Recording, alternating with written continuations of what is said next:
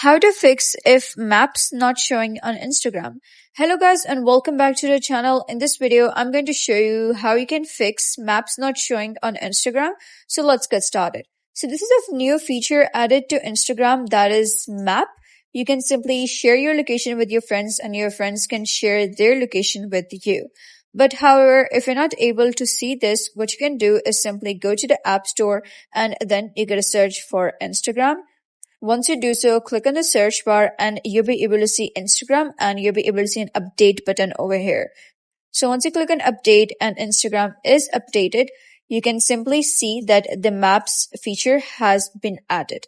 However, if that still doesn't resolve your issue, you can long press on Instagram and simply click on delete application and delete this application. Go to the App Store again and download the Instagram. Sometimes reinstalling the application fixes the issue. So that is basically how you can fix maps not showing on Instagram. So if you found this guide helpful, give it a thumbs up and don't forget to subscribe for more helpful tutorials. I'll see you in the next video.